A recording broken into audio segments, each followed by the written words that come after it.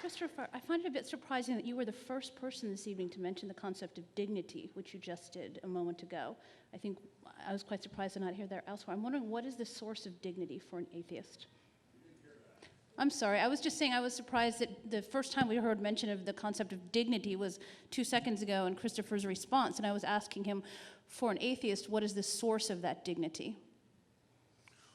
Well, the golden rule, which often Christians claim originates with the Sermon on the Mount. Jews tend to attribute to the Babylonian rabbi Hillel, but actually versions of it can be found as early as the Analects of Confucius and other doctrines, and it's probably the case that no human society has ever not had a version of it. It simply says that you expect others to treat you as you would wish them to be treated by you. Sometimes it's the other way around.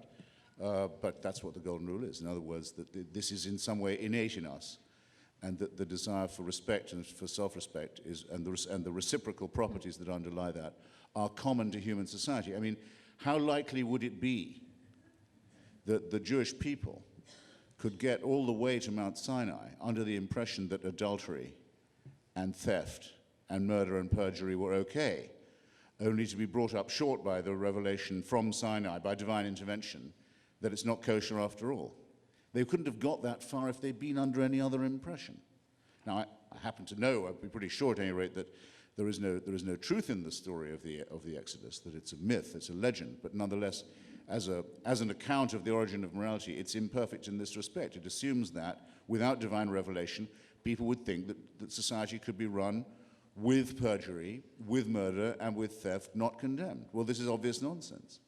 So we degrade ourselves by saying that we would not know what was innately of value to ourselves and to others, and in ourselves and others, if we didn't have either supernatural permission or supernatural injunction to believe it. And this is nonsense. Question for Dinesh. Dinesh, you stated that you believe Dennis is saved without, this is getting personal, is saved without understanding and believing in Christ's sacrifice on the cross to satisfy God's wrath against his sin. Please elaborate on how a modern-day Jew can be saved according to your beliefs without professing a belief in Jesus. I think the Christian belief, which I share, is that ultimately all salvation is through Christ. I don't deny that for a minute.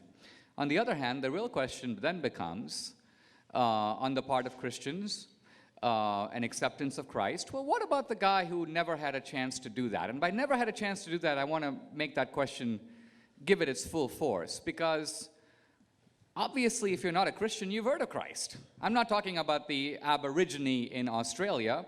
I'm talking, for example, about a lot of the guys I grew up with, for example, in India, Hindus and Muslims. They've heard of Christ, but they have had no encounter with Christ in the same way that I haven't had a chance to, you might say, accept Allah or accept the Buddhist revelation. I'm aware of it. But in some senses, it is outside my world.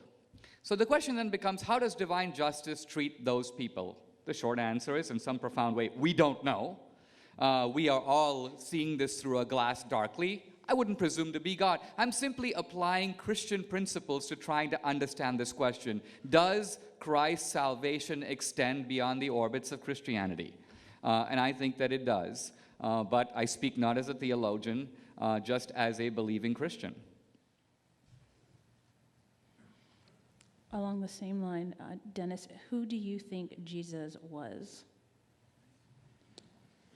I think that he was a Jewish rabbi who was what we would call today an Orthodox Jew, and that he would be very surprised that there was a religion in his name. That is my view of who he was. He taught many things that were just traditional Judaism. He taught a handful of things that were not, most specifically, interestingly, with regard to divorce. Judaism has always allowed for it. Judaism, in my understanding, has always placed a premium on a fulfilled life and a bad marriage. I don't mean a struggling marriage or a marriage that confronts difficulties, but a truly bad marriage is not God's will in Judaism, and it's a mitzvah to divorce in that case. There is a book written by a rabbi, in fact, called "Divorce is a Mitzvah," which would shock Christians to ever see such a title.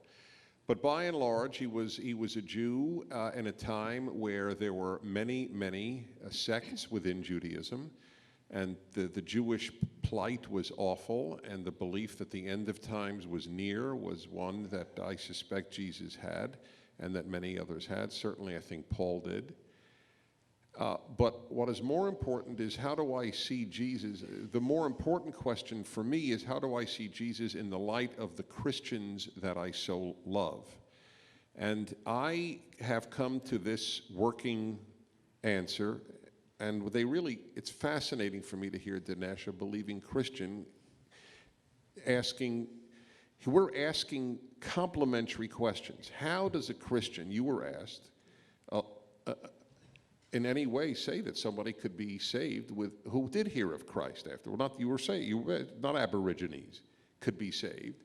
And I'm being asked, well, how does a Jew who doesn't believe in Jesus look at Christians? I mean, that's the more interesting question than how do I look at Jesus, to me in any event. Are they walking around believing in something untenable, silly? What do I believe? I have come to this conclusion. Whatever belief brings you to the God of Israel, that I believe is indeed the true God, whatever belief brings you to that and brings you to the goodness that is demanded by that God has my blessings and has Judaism's blessings and may very well be divine will. So I have an almost heretical view of Jesus to many Christians. I think he came to non-Jews. I don't think he came to Jews, because there would have been no reason for Jews at the time, no good reason, to have said, oh, look at that, God came. There's no notion in Judaism of God coming in human flesh. I argue with Jewish friends, interestingly, just had this argument this last Sabbath at our Shabbat meal. I said, I fully can entertain the idea that God can do anything, including come in human form. But that's separate from why Jews would have believed that at the time. There would have been no reason.